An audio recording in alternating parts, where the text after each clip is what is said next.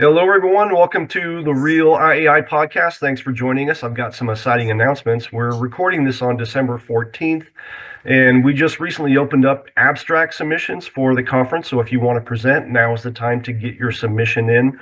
Also, the hotel block for the conference coming up in August in Orlando, Florida at the Peppermill is open. So you can go online, go to the II website, click on conference, and you can find the link to reserve your hotel room as well. So the conference is planning is well underway. And speaking of the conference, that's a perfect segue to introduce our guest. She's the educational program coordinator for the IAI conference. And if you've ever seen someone running around at the conference 100 miles an hour with her hair on fire, that's our guest, Heather Connor. Heather, thanks for joining us. Thank you for having me. How are you? I'm doing well. How about yourself? Good. It's really good to see you. Thanks for joining us. Now, I do see you running around like crazy at the conference all the time. So my first question is, where does that energy come from and how do I get some? I wish I could say that I could bottle it and sell it, but unfortunately, no. I think I just store it all up in preparation for knowing that there will be a million and one things to do. You'll usually see me gripping a clipboard that's got lots of notes on it. That usually is a clipboard that if I lose it, you'll see me panic because it's got all of my notes and to-do lists for the day, let alone the rest of the week. But it's the adrenaline and the atmosphere that really keeps me going. Yeah, well, if you could bottle it, I'd be your best customer, no doubt about it. I could use some of that energy for sure. So we are getting really close to the conference and planning has been underway for a long time. What can you tell us we can look forward to when it comes to the educational program?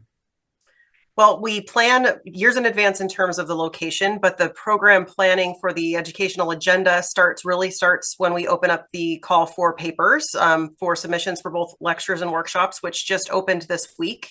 There should be an email to the membership letting people know if you weren't aware that the links are available online on the website. And really, the program is going to be driven by those who are willing to share their knowledge. So I'm hoping to fill all the spaces and have too many submissions to make work. And that's always my goal, is to get as much interesting, new information out there we can to the membership. That's the goal. Good deal. And it's always a really diverse educational program. What disciplines are featured in that program? So we are represented by several disciplines. It ranges anywhere from some of the biggest disciplines that we represent are the crime scene investigation group, the latent print identification group. We've got 10 print identification, latent print development, photography and digital imaging, biometric information, forensic art. We have face recognition. We have the general forensics group. There is just a plethora of different things. We've got bloodstain pattern as well. And a lot of these disciplines overlap. They have information for multiple disciplines in one. 10 print identification is in there. We just have a lot of different things. We tend to have a professional track that involves management or supervisory type topics. We cover the gamut, quite frankly. A little something for everyone. A little bit. A lot of something for everyone, I should say. Sometimes too much for one person. I get that a lot, that there's so many things I can't make up my mind. And that's ultimately what I'd love to have, is you can't find time to get everything in that you'd like to at the conference. Well, that's the biggest complaint we get from attendees, is they want to be in two places at once. And there's so much going on. It's such a huge, diverse program. People want to be in two places at once. They want to clone themselves. Definitely. So you mentioned that the abstract submissions were open for that now. If I want to present at the conference, what's my first step? Where do I go? What do I do? So there are a couple of locations on the II website. If you go to theiai.org, on the front page, there's an area in the lower right corner, if I'm remembering it correctly, that will talk about the call for submissions. There's also drop-down menus at the top of that webpage where you can choose the conference. And if you go to the conference page for the Orlando conference, the links will be there as well. There's two separate areas to submit depending on what you're looking to present at the conference. One is going to be a lecture. This can be anywhere from 10 to 15 minutes up to several hours. And is really you teaching the audience something or presenting an interesting case study or something like that. The second link is for a workshop. Workshops tend to be more lengthy than lectures, although there are certainly long lectures, but workshops tend to be in blocks of 3, 4, 6, 8 hours, sometimes multiple days. And workshops involve a hands-on component and or group activities. So it's not just a lecture hall where you're talking to the audience. You're actually going to do something with your group. You're going to teach them something. There might be a comparative exercise. There might be processing in person. There might be going out and taking photographs. So right now, those are the 2 links that are open. They're expected to be open through January 31st. At least that's the current plan. In addition to those 2 links, though, as we progress closer to the conference itself in August, we'll see the links for poster presentations, and the photography contest will open in the next several weeks. So can you brief us on just what the instructions are for submission, what someone has to provide?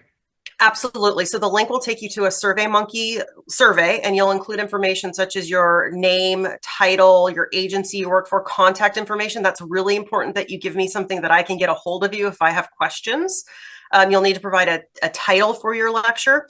Our new program that has our entire agenda on it and controls our app has some pretty strict guidelines on you have to be 75 characters or less. So if you give me a really long title, please be aware that I might have to cut that down.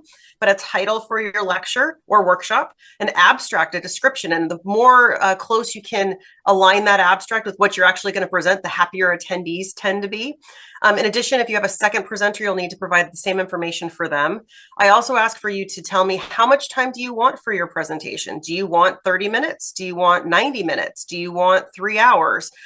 We ask for ranges. I ask for ranges in this survey. And what I ask is that you be as careful, consider carefully what you're asking for, because I will use that to schedule that block if your presentation is accepted.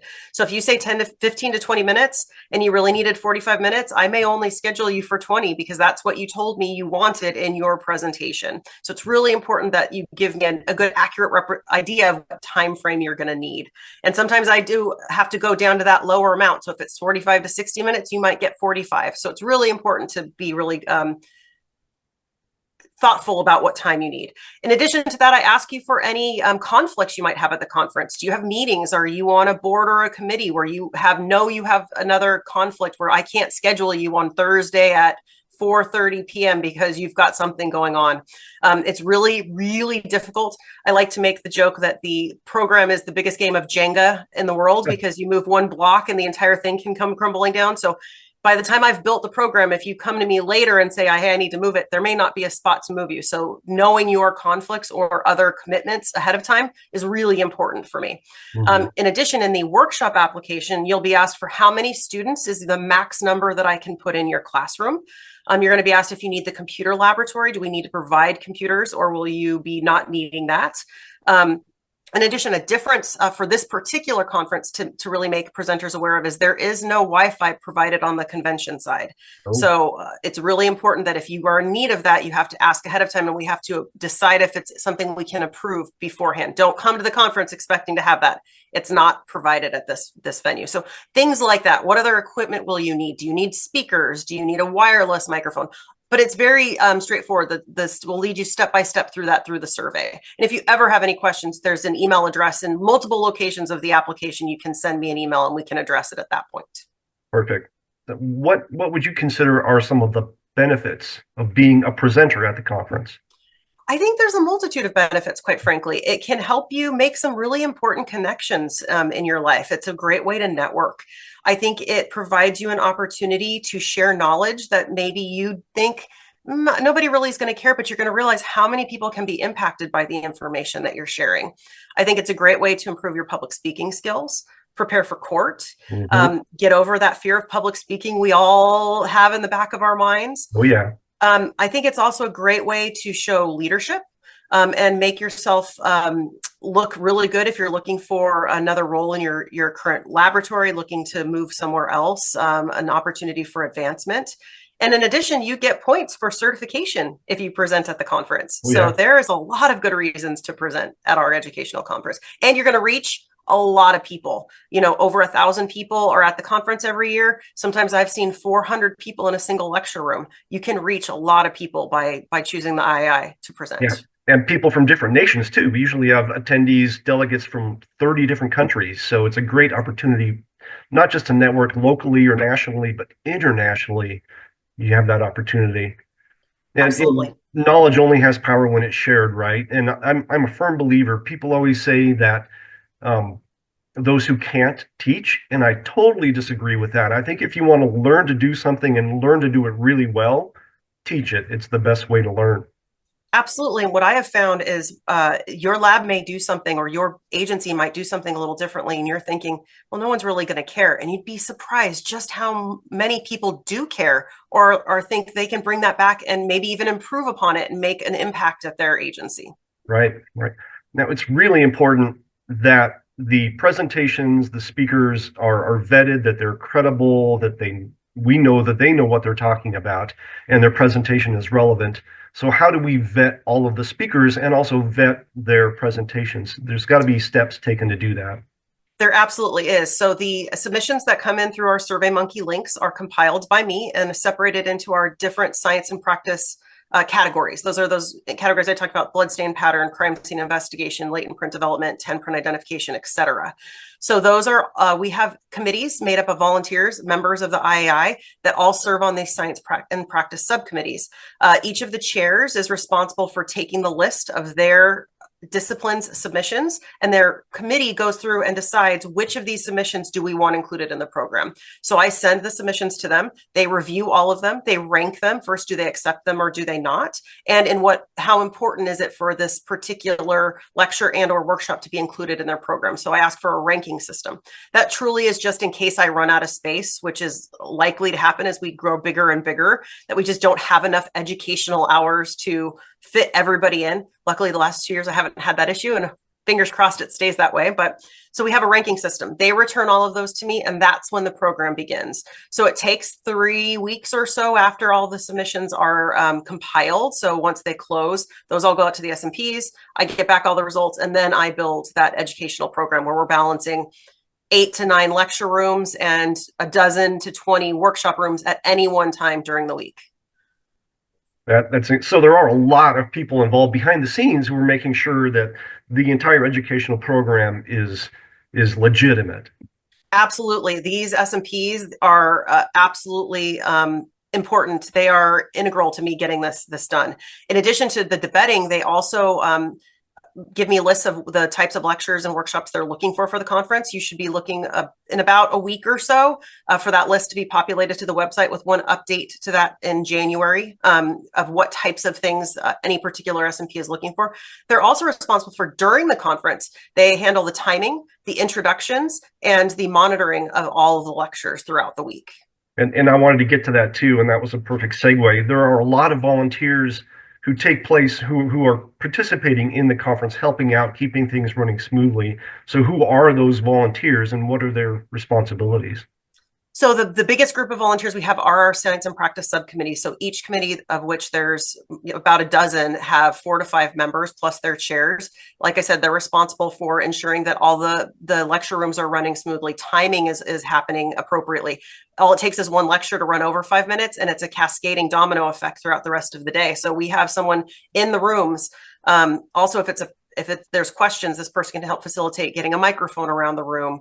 If there's audio issues, audio visual issues, they can get a hold of me or the AV company to help fix those types of things. So they're in the room at any one time. In addition to that, you'll see volunteers from the local division. In this case, it will be the Florida division in Orlando, that are running around and helping with that bag pickup when you check in, doing your banquet seating. I have a group of volunteers of my own that help manage all of the classrooms, the workshop materials, making sure if you've asked for powder and tape and packaging materials, it's in your classroom ready to go, so you're not struggling to find that.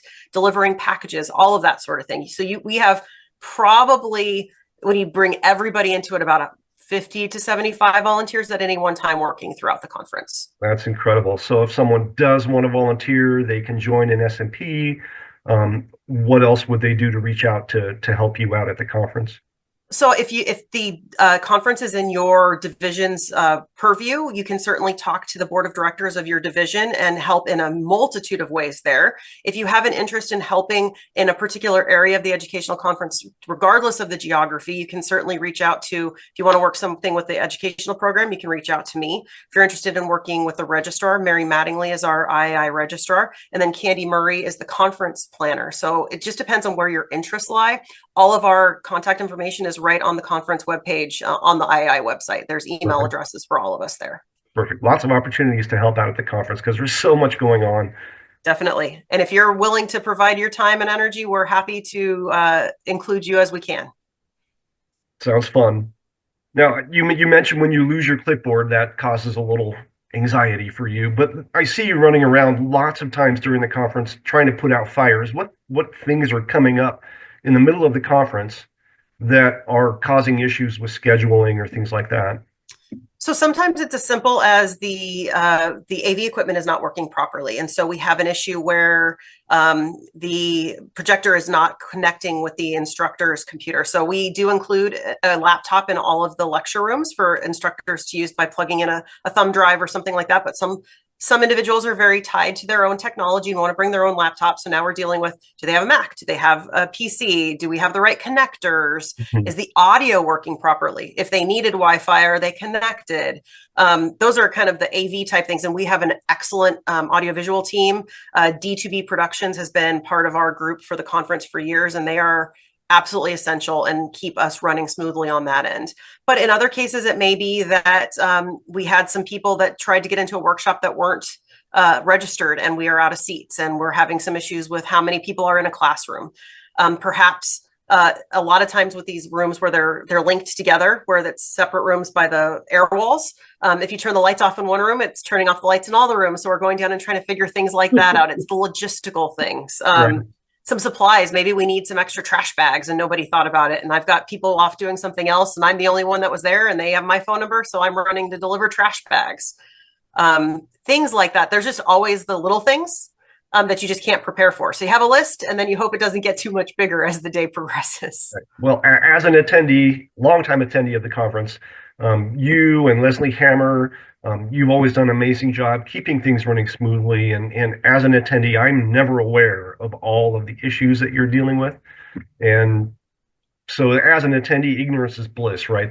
I just show up and things run smoothly and I just get to enjoy all the lectures and workshops and enjoy the conference. So that's all because of the hard work that you and everyone else behind the scenes is doing. So thank you so much. Well, I appreciate it. That really is the goal. I want everybody who is attending to have the best experience they've ever had and to say that it's the best conference they've ever been to and they've not seen any of the little fires that we've been putting out throughout the week. And they get better and better every year. I'm always impressed that somehow we always raise the bar. You always raise the bar higher and higher. So anyone coming to a conference, whether it's your first time or your 20th time, it's going to be an incredible experience. So kudos to you. Well, thank you. Now you wear another hat. You're also a member of the Forensic Certification Management Board, the FCMB, and I want to give you the opportunity to make an announcement. I know that something special has just occurred within the Forensic Certification Management Board, and so I want to give you a chance to announce that to the membership here on the podcast. Well, I've been very fortunate to have a role with the FCMB under Director Michelle Triplett for several years now. And after many, many years of hard work, the FCMB has attained accreditation for its certifications, which is a massive undertaking.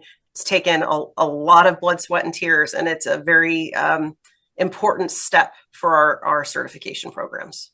Yeah, and hats off to Michelle Triplett, who worked so hard to herd all the cats and bring all of that together. When she took over, it was starting from scratch, basically with all of the documents, the certification manual, all of the tests and everything for each certification board, and the dozens and dozens of volunteers on the certification boards. Everybody worked really hard to achieve that goal. So it's a great feather in the FCMB's cap, and it just means that our certification program has attained a next level of credibility of being accredited. So congratulations to the FCMB, all the volunteers, Michelle Triplett. Your certification program members is now accredited. And the certification members, all the chairs and all of the boards worked incredibly hard in conjunction with Michelle to make this happen. So it's a great accomplishment. Dozens of volunteers made that happen. So yeah, great accomplishment, and something that our members and our certified members deserve. Absolutely. Definitely. Yeah. Well, Heather, anything else you want to add? No, just that if you're interested, even if you've always thought, hey, I've got this really cool case study, I do something a little different at my lab, submit your request to present. You never know what you may grow into. I've got a very good friend who is on the board of directors that didn't want to teach, and now she teaches every single year, and it's one of her favorite parts of the year to participate in. So if you have any thoughts of presenting, it's a great time. I think we're going to have an excellent, well-attended conference in Orlando, and I look forward to seeing your submissions. And it's a beautiful venue too. It's going to be a lot of fun. Yes, it is. Yeah. Well, thank you. You are hands down the hardest working person at our conference. So thank you for all that you do for us, Heather. Appreciate you a lot. Thank you. All right. If you have questions or suggestions for future episodes, you can write to us at the Real IAI Podcast at theiai.org.